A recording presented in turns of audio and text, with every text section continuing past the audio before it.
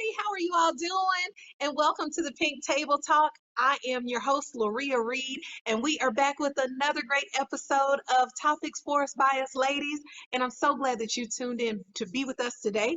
So do me a favor, go ahead on and begin liking and sharing our Pink Table Talk today. We will be talking about today the breakup and how to move on.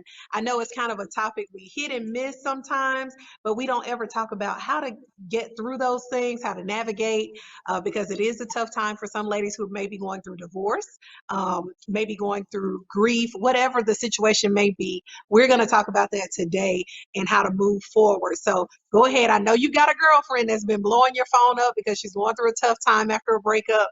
Let her know that we're on and that we're talking to her today. So we've got three great guests that I can't wait for you all to see. Three ladies who I believe will shed some great light on this subject today. Our first guest, she is a nurse for Piedmont Hospital. She's been in my small group for a while. We bonded. Just a great woman. Enjoy her company. I've never seen someone so excited about seeing a pregnant woman because she works in labor and delivery. She's just awesome. She was married for 17 years, has three children, and her ministry is speaking to women about moving forward after divorce. So we are so glad to have her. Would you all welcome Miss Yvonne Shelley? Hello, Miss Yvonne. Hi, how's everyone? Thank you for Good. having me today. So glad you're with us, lady. Looking good as always. Our next guest, she's my homegirl. She's from Greenville, Mississippi, y'all. You know, I love people from Mississippi. They just so down to earth and cool.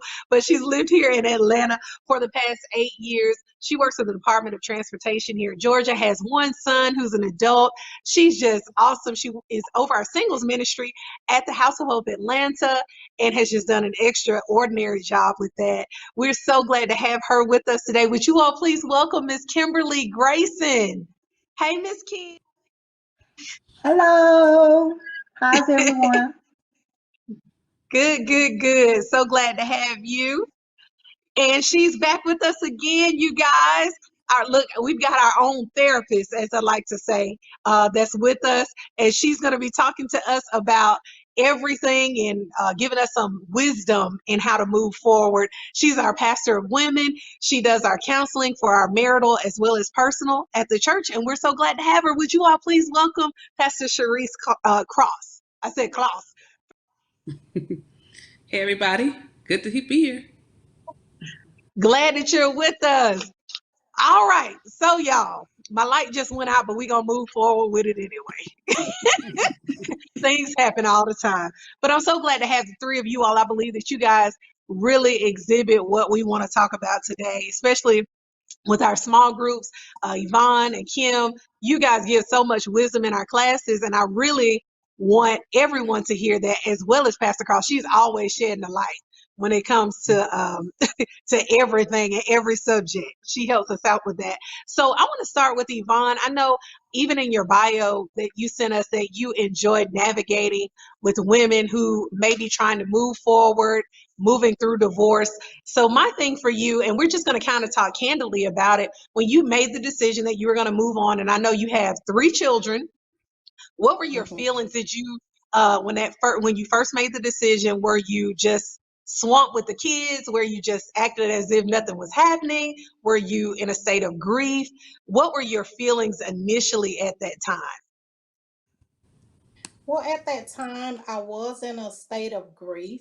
Hmm. Divorce is a grieving process. Um, but, when you're going through that process, you still have to know how to keep it moving. Um, Mm. Pastor talks about to us all the time about keeping it moving. So you don't pretend like things are not happening. But especially when you have kids, you still have to keep going. You gotta really grieve and move on at the same time, because Mm. these little kids are looking in your face, and when you're broken, they're broken. So for me, um, I just had to learn how to deal with what I was going through and yet still move forward with my kids. So I just Mm, made a conscious decision to, just keep it moving. And I think that that's what happens in our lives. Things are going to happen, but God wants us to keep moving, and He wants us to trust Him and trust our process. wow. That's a good thing. And I know, Kim, even with us being, and we'll be frank, with us being single women, if you're dating, things may not go according to plan, and you may have all these high hopes and dreams, and oh, this guy might be it, or and then the disappointment comes from it. So, with that being said, Kim, how have you experienced moving forward from a breakup, and what are your feelings on that? Well, first thing is, anytime you have a breakup, it's hurtful whether you chose to do the breaking up or someone broke up with you. And Mm-hmm. it's difficult, is more difficult when you didn't want to end the relationship, when you were the one that did not want to end the relationship, or and also when you're blindsided, because sometimes relationships end and we didn't expect it to end, and it seems like it came out of nowhere. But Mm-hmm. it's difficult. The first thing I've learned to do is I have to take an inventory of myself, because I'm the one Right. in each one of those relationships, and I have to see Exactly. what I could have done better, or things I should not have done. Because a lot of times hindsight is 2020. And then I have to make sure that not to do those things again. Because sometimes we can repeat our same mistakes when we go into relationships and we don't understand why they don't work out. But first, like I said, I have to do an inventory of myself. And then Right. I start off I try to make myself busy so that I don't have too much time to grieve. I do want to grieve, but I don't want to spend my days drowning in sorrow. So I try not to spend all day doing, because you want to look back and you want to grieve, but you don't want to spend days and days. And then I try to do things to because I live alone, so I'll start trying to get out with friends and hang out for a little while. And I will talk to friends about it, or not ashamed to say, or my therapist about it, to keep, Mm-hmm. because different people need different things to move on, and some breakups are harder than others. And so Right. sometimes you just have to figure each breakup out. Mm. And with that being said, I'm glad that you brought that up, Kim, about you didn't want to spend that much time grieving, but you don't want to be in the hole, but then at the same time you don't want to ignore it, as Yvonne talked about. So, Pastor Cross, with your with your expertise in counseling, what is how should I say this? What is the proper way to go through a breakup? Because you don't want to become so depressed, but you want to grieve because grief is a part of the process. So, what is a healthy way of moving forward? Yeah, so what I love is you have two different stories, two different people, and actually we're all Mm-hmm. different on this call, right? So we Mm-hmm. all experience breakups differently. We all experience them differently. Even grief looks different for all of us. And that Mm-hmm. process will look different for all of us. And so Yvonne talked about how she was grieving, but yet still having to move forward with her children. And so even though the external, there was a breakup, it's still internal work to do with any of us. So that internal work she had to do, as well as still continue on with the byproduct, if you will, from that marriage, right? So Right. she still got children from that person. So they're still connected in a way, and they're going to be connected Mm-hmm. throughout their life. So there was a shifting in their roles, and probably still working on that and what that looks Mm-hmm. like, right? And so Mm-hmm. that's a process. But also Kim saying, "Hey, I want to grieve, but I don't want to go spend every day crying about this dude."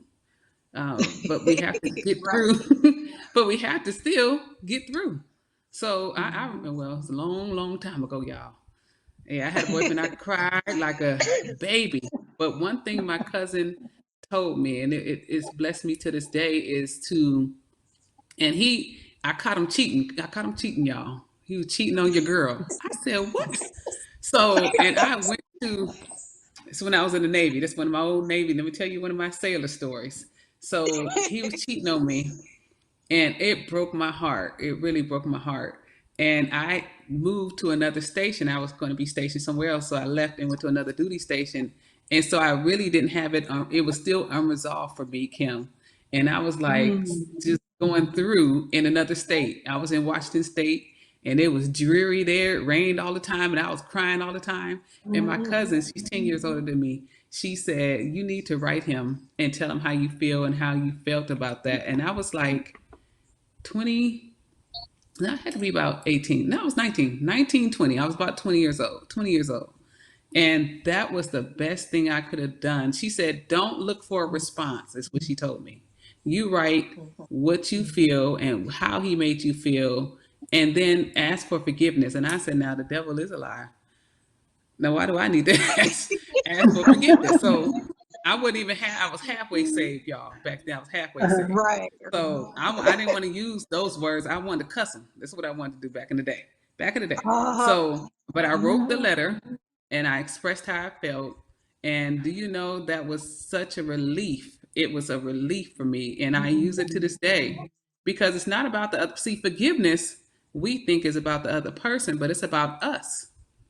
Yeah. It's That's right. about us releasing that person because what I'm doing is I'm holding your penalty against you when Christ hasn't held his penalty against us, right? Mm-mm. We can't hold that's it against right. other people. And that's what she was trying to teach me way back then.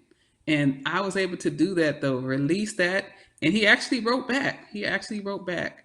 And it became easier for me to heal from that. But there still was a grieving process after that. I still longed for him. I still missed him. I was angry. I went through all of those stages that we experience when when we have a loss. And I allowed Yeah. myself that time. I didn't date anybody. I wasn't trying to look for nobody, but I met my husband. Come on, y'all. But I Mm. wasn't looking for nobody. I did not want to date. I just wanted to know about me, and like you said, what is going on? Because I was a factor in there. So what was my Right. part in this? Because oftentimes we Yes. can look at the breakup and say him, him, him. What was Uh-huh. my Mhm. part? What did I open that I should not have? What did I open up that I shouldn't have opened up? What was I looking for that I shouldn't have been looking for? And so those Hmm. were some things that I learned back then. Yeah. So yeah. Wow. Well, I think that's one of the things that Steve Harvey talked about. As I was going through my divorce, I was watching the Steve Harvey show, and he said Mm-hmm. the difference between men and women is for us, we need closure. Mm-hmm. You Right. know, when we go through any kind of breakup, he said men don't need closure. They can be done with you today and move on tomorrow. But for women, we need closure with our Yes. situations. And for me, fortunate enough, I got closure. I got a chance to, still talk to my ex-husband and still figure things out, and we'll talk about it. And um one thing that I think that we did great was we didn't let our situation affect our children. Now we were on Mm-hmm. the same page with that, because, Mm. and I had to realize we were divorcing, he wasn't divorcing the children. So good. Correct. So that was a whole different dynamic. And I thank God because, initially I wasn't on that track. I was like, I'm done with you. But God said, no, you can't be done with him because you have three children Hmm. with him. Mm-hmm. That's So right. as you said, Pastor Cross, it's a relationship that you will have forever, whether you want to or not. Mm-hmm. You Right. will have that relationship with that person. So for me, I just chose to not be bitter, to just deal with it. Like you said, I had to realize my faults in the relationship, and hey, it didn't work. So let's just move forward. Yeah. But And even Speaking of closure, sometimes you have to move on even when you don't get closure, because you don't always get closure when you end a relationship. So you have to figure out how to move on when there is no closure, because sometimes, and then you have to figure out what closure look like to you. I've learned to have Mhm. closure without the other person being involved in my closure. And it was a therapist a long time ago that kind of told me the same thing that Sharice's cousin told her. She said, write him a letter, but don't mail it. But write down all Mhm. your feelings and everything that you feel like went wrong in their relationship, and keep it and read it a couple of times. And then when you feel like she was like, and after you read it, tear it up and throw it away, and that's your closure. And she was like, don't keep the letter for 2 months now. But she was like, write it down, write a letter to him, and tell him everything that you felt. And then when you're done, throw it away. That's going to have to be your closure because he's not going to give you any. Mhm. So, Absolutely. that closure is a iffy thing. Mhm. Absolutely. And you're so right. So even if, so we can consider it like if there was a death and you had Right. some Right. unresolved issues with someone who died, we would ask you to do the same thing. You can sit a chair across from you and have that conversation that you didn't get to have before that person left. Or nowadays, what they doing, they ghosting people. So we ghosting people Right. now, right? Yeah. So if Yeah. someone ghosts you, go ahead and have that conversation and move on Mhm. because you are Mhm. still valuable. You were valuable before and you're going to be valuable after. That's So right. the Lord's already made you fearfully and wonderfully made with or without that person. But it's Right. reconciling that attachment that you had with that person. So definitely, Right. you're absolutely right, Kim. You have to close any way you have to, especially in this ghost generation that we're dealing with right now, where folks is ghosting people. Yeah. I mean, left and right. I hear about that all the time. I didn't think that that was a real thing, but it really is because, people don't want the confrontation. And I know Yes. women who ghost guys and guys who ghost Yeah. women. It's just like, I don't want to have that. Look at You don't really, ghost Kim. nobody, do you, Really. Kim? I have before. Before it was a thing, though. This was back before I was really saved. Before they even called it ghosting, I've done somebody like that. Hmm. But that was a long Look time at ago. you. Well, I want to talk about this really quickly while I had the two of you guys here, well, the three of you here, the forgiveness. And Pastor Cross, you touched on it as well as you, Yvonne. The forgiveness and not becoming bitter or not saying, you know what, relationships aren't for me. I'm not a person that's supposed to be married ever in life. And we can just go down that road after you've been hurt. But I want to ask Yvonne and kind of go around. What did you do? I know when you talk so freely about your relationship, which lets me know that you have really healed in a lot of places with it. How did you forgive and how did you release yourself as well as him from it? Because sometimes, and I'm going to say this as well, sometimes as ladies, we'll hold on and he'll be the moved on, married somebody else, gone on with his life. And we still holding on, like, look at what you did to me. And he's moved on. So, what did you do, Yvonne? Some steps that you took, or did you read a scripture? Was it something that you heard that assisted you with not being bitter, but to forgive and to move forward? Well, initially, before I even knew anything about the divorce, God spoke to me and said that I was going to be okay. Mm, That's before I even knew anything was going on. And um, throughout the whole process, I was okay. So God was with me from the very beginning. And so that's comforting just in itself that, mhm, He could say, you're getting ready to go through something, but I'm with you. And mhm, it doesn't, in your uh, carnal mind, it doesn't, you still have to go through it, but it's better because you know that God is in control of this. He's gonna work it to my good. mhm, And so, you know, of course, we had some rocky times in trying to, deal with, the many aspects of the divorce. But, I just remember one Sunday at church, and Pastor was preaching about forgiveness, and he was just, basically saying, we have to let things go. We have to, Mm-hmm. like I said, we have to go through the process of things, and we don't always understand what or why we're going through what we're going through, but trust the process of it. And, I just decided at that Sunday that I was not going to fuss about a whole lot of stuff.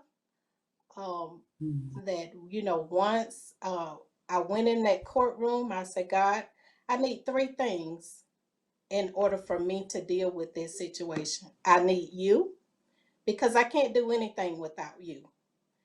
I need my children, need them to be okay to deal with this process. And I need my job because I have to be able to take care of us. And I said, Mm-hmm. and if I have those three things, then I'm going to be okay. And I was okay. I was okay. So, it was very difficult. I don't want to make light of it. It was very, it was just a difficult process to go through. But, Mhm. God said that He was there from the beginning, and He was. And so we made it through. We all made it through. Even him. We all made it through. Mhm. Mm. Man, I just think it's so beautiful when you talk about your ex-husband. You're like, yeah, and then their dad, and she'll talk to us in our small group about her children, and it's like he's just a part of the family, and it's never any ill intent or and then my ex and da da da. It's never like that, and I believe that that's just so beautiful in the way that God would have it to be, because the forgiveness is there, and it's a forgiving process, so to speak. Hmm. So, what about you, Miss Kim? How do you remain from being bitter, unforgiving, and all of those things? Well, what I've learned about forgiveness, and that's, whether you're ending a relationship or somebody has wronged you, that you romantic relationship, don't forgive every time you think about it. There's that pain comes back. If you have to have a conversation about it, or you even think about it, it comes back. So I had to learn to just let it go and be okay with whatever happened. Even if they are not sorry that they wronged me, I have to know that God will take care of it. And Mhm. I just have to, and then I have to take accountability for whatever I did, because I have learned that we play a role in everything in our lives, good, bad, We or good. do. And Mhm. so sometimes when people wrong us, we played some part in it. It may have been a small part, but because it's a part of our life, we played a part in it. So I have to, I know I start off usually acknowledging my part in what happened. And then I'm usually just like, I forgive you. Now, I may not trust you, but I can forgive you and move on. But me not trusting you means that you're not allowed back into the same space. I can Mhm. create a different space where we can be cordial to each other, but I can't allow you Right. back in the same space. I understand that. And Pastor Cross, what would you say? And I kind of want you to talk about two things that we keep saying, which is the forgiveness piece and then owning up to our role in the relationship, because I think sometimes we forget it is two of us Yes. in a relationship. It is not just one person where we can just say, you know what, and he and he and he, and then we end up bringing all these parties into it because we're so upset and and then you have people mad at him for stuff that you didn't say, but you're not telling the whole story because it's two sides, right? So I want you Absolutely. to talk about being healthy and owning up to your role and the forgiveness part of it. Yeah, so I'm thinking about just if someone, I'm thinking about a few things. If someone is if you catch somebody cheating, let's just put that out there. You catch somebody cheating. Mhm. You did not cause that person to cheat. Okay? They made that decision. Now, Right. your relationship, though, and how you have been in your relationship, that's a whole nother thing. And that's what I deal with couples with if there's that situation, because that is a symptom of what's going on. It may be a symptom for that person or a symptom in that relationship, but you did not cause that person to cheat. But it Right. is a symptom of something is going on, either with that person or the relationship. And we got to differentiate between the two. So, in order to forgive, I think we need to understand the genesis. Like, how did we get here?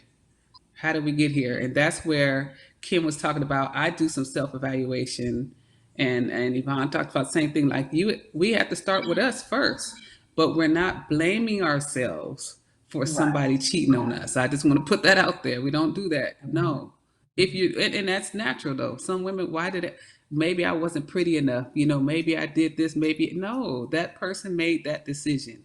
So, but let's talk about how did we get here in this relationship where we don't have an open communication, where there's not trust, where there may be feelings that we can't share with one another. How did we get there is the question. And even backing up even further, when it comes to the marriage and we're making this covenant with this person, when you say you want to marry this person, who are you actually marrying? Are you marrying the image of that person, of who Right. you think that person is supposed to be? Are Mhm. you marrying, are you an image of who you think you're supposed to be for your parents or for your friends? Or, who are you even in that marriage?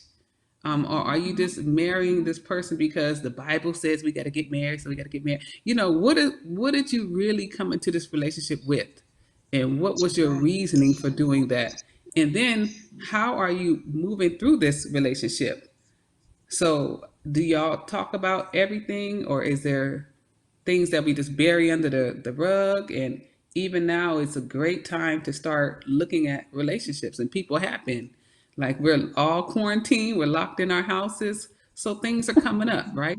Things are coming Mhm. up, and everybody looking like, what your breath smell? I'm just tired of your breath always been smelling for years, and, whatever it is. Just, what? I'm just tired of this. Whatever it's coming up, and I'm telling people I'm excited that right now you feel like, what, I need to deal with this. I don't like this about you, or I don't like this about us.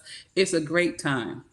God has slowed us Mhm. all down so we can stop Mhm. and reflect. And some of us need to make our houses our homes, because That's all right. they've been is a place we go sleep at night and then run back out and go make do all these jobs, or working or doing everything else, but we're not making our house our home. We're talking at each other. We're not having those conversations like we need to have, or we only talk when we go on vacation. No, we should be able to talk all the time, not just on the vacations. Mhm. So Mhm. asking all of those questions about how we got here is important, so that we don't become bitter. Even if someone does you wrong, what is going on with that person? And that takes a while, y'all.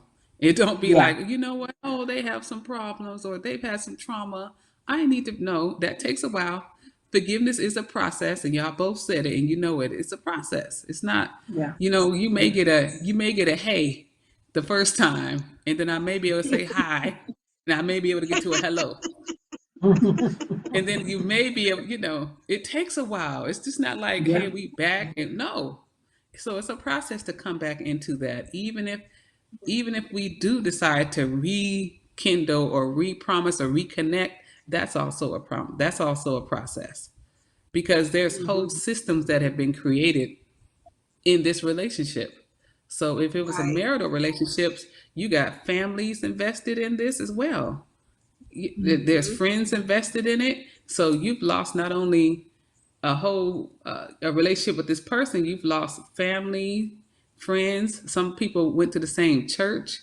You don't have your Mhm. church structure. It shifts. Friends shift. Yeah. Everybody start acting funny with you.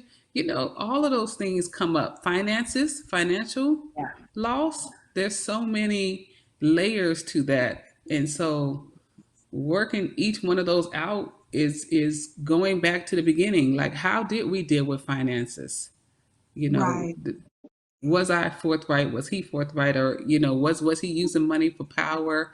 Was I accepting the money as power? How was money used in our relationship?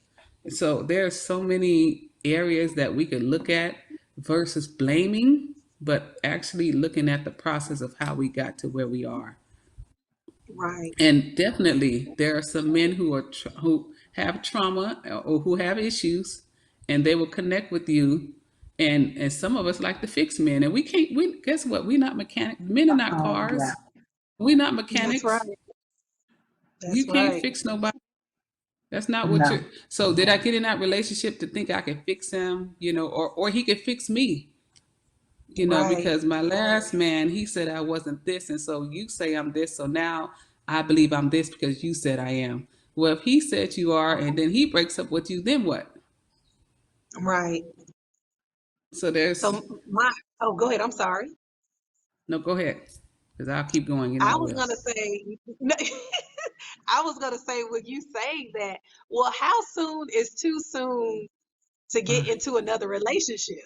That's my question next, because we have some people, as soon as they sign on the dotted line, they engaged and they get married the next day, or they moved on to the next person. And I feel like, even being a single woman, sometimes we get men who are not healed from previous Yeah, relationships, and they're like, Yeah.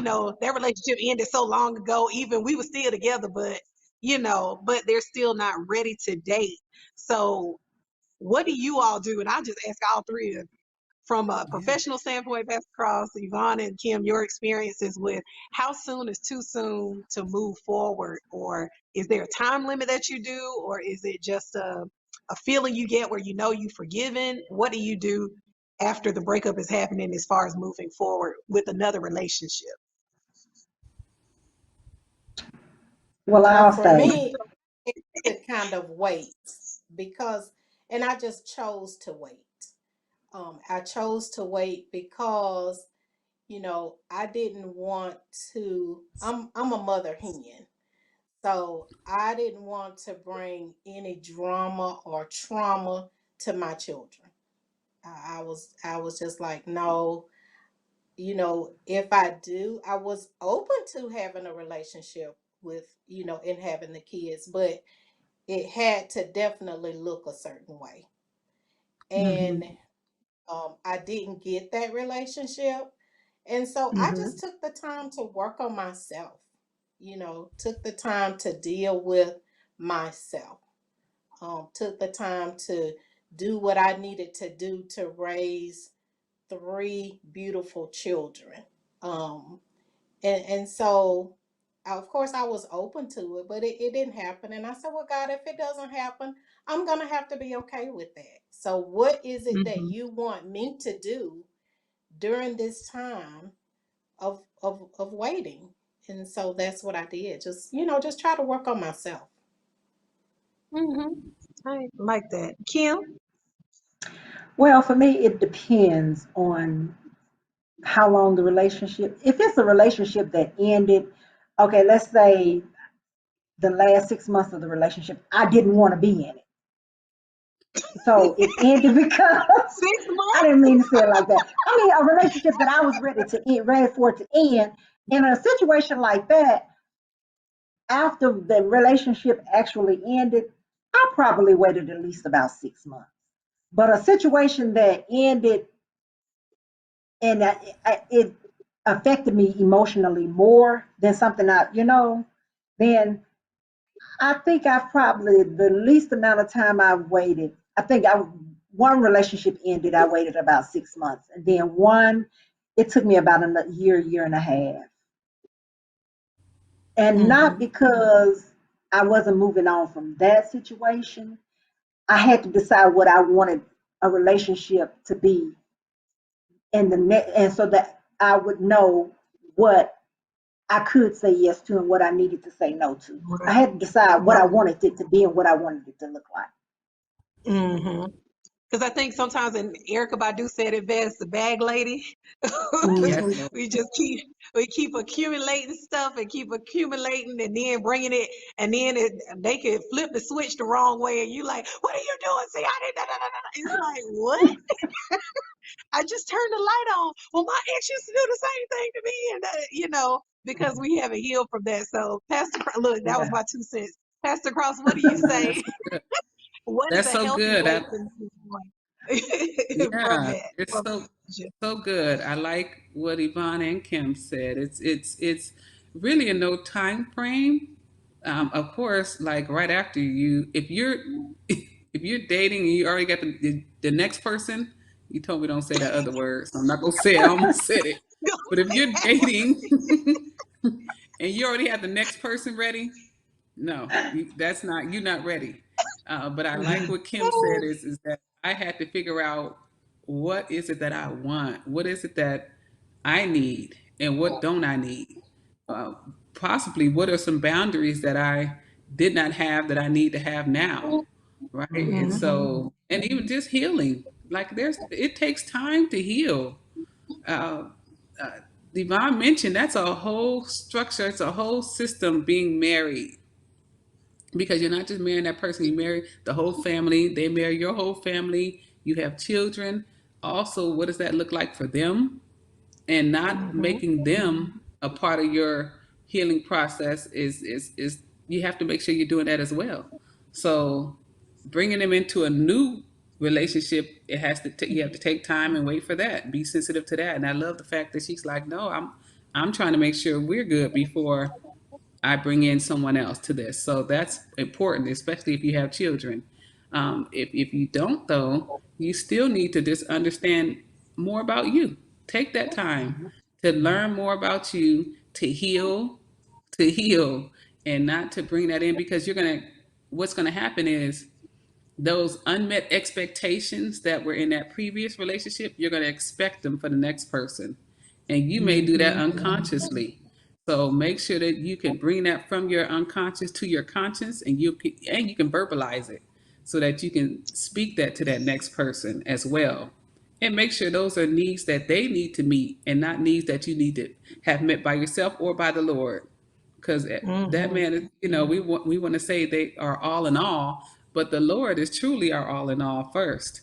That's right. And some needs need to be met by the Lord. And then sometimes we have friends, we have homegirls. You want him to be your BFF, he's your BFF, but he don't want to talk to you all day long. He don't. Yeah. That's what you got friends. So don't make him into that either. So just making sure you understanding what it is you need, making sure that you take time to heal though before going into that next relationship and jump. But if you're jumping into it like right after, that's an attachment issue that I'm going to Mhm. ask that you come see me or see somebody. Go see somebody. And there's nothing wrong with therapy. That's the In the African American community, we have stigmatized therapy, but our Mhm. counterparts go to therapy for everything. I'm a Yeah. therapist. I would even posit to say, if your therapist don't have a therapist, don't see that therapist, because everyone Right. should be going to therapy. And there's nothing wrong with that. That is a loss. And if there's something in your life that continues to happen, a pattern, perhaps you can't see it, and perhaps that counselor or psychologist can help you see that pattern that's happening. Mhm. And sometimes we'll attach to people and things. And so let's make sure that we can get that reconciled before we jump into that next relationship, because some of us don't want to Yeah. be alone. You always hear, I don't want to be alone.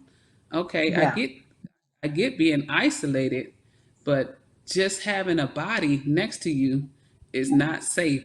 It's not safe on no level. That's right. So, Yvonne, what word of encouragement would you give to a woman who's kind of going through a divorce right now, and she's in the process, she hadn't gotten to where you are? What would you say to her? Just a word of encouragement. Well, I would say, first of all, love yourself. Love yourself, because as women, we love everybody else first. We love our families, we love our children, and we don't give ourselves proper love. So know that you are worthy. Know that God loves you. Like I say, even though you're going through, love yourself. Whether, Pastor talks about that as well. Take yourself to dinner. Get your nails done. Make you look good. Look good for yourself. So love yourself. Um, and just keep praying and just ask God to show you, and He will definitely do that. That's right. And Kim, any words of encouragement to a woman going through a breakup right now or trying to move forward? Well, like Yvonne said, love yourself, but also you have to understand that you are enough. I make sure I let myself know every morning I am enough. I am enough for any and everybody. I am enough for everything. I have enough courage, strength, and wisdom to conquer whatever is put in front of me. And this relationship too these feelings too will pass just like their relationship. I'm laughing at how you laughed when you said that. No, I felt because like a snap I was know it needed sounds after funny, that but victory. it's the truth. I have to It know that is. I'm enough. And That's so, right. That's right. mhm. That's right. It just sounded like you needed a head bob and a snap with it when you said it. You know what? I love it though. Pastor Cross, any encouragement to anyone going through a breakup from your professional experience? Your take Yeah, on it. Kim always blesses me. She blesses me. um, yeah, just again, it's okay to feel how you're feeling, though. It's a loss. So it's okay. Mhm. It's okay to cry. It's okay to feel sad and to even feel rejected because it could have been a rejection in there. So feel those feelings, name them all, have them, and then give them a decent burial when you can to release them. I don't even want to say bury because that means repressing, but release them when you can. Release those feelings. And I love when Kim said, affirming yourself. So guess what? I am cute. I'm fine. I'm smart. I'm intelligent. I'm the head and not the tail. I'm fearfully and wonderfully made. And the word says that my soul knows right well. I praise you for I'm fearfully and wonderfully made, and that my soul knows right well. So if that did some damage to your soul, take time to heal with that. And that's okay. So that you get back to that point where oh, I'm fine. I'm fearfully and wonderfully made. It doesn't matter what you did. I'm still fearfully and wonderfully made. There's still a plan for me after Yeah, this. Still a plan for me after this. And so that's right. that was just a lesson, ladies. Take that as a lesson. We like to call it an L, but that L can mean a lesson. Take that lesson, not just the L for loss or whatever you lose.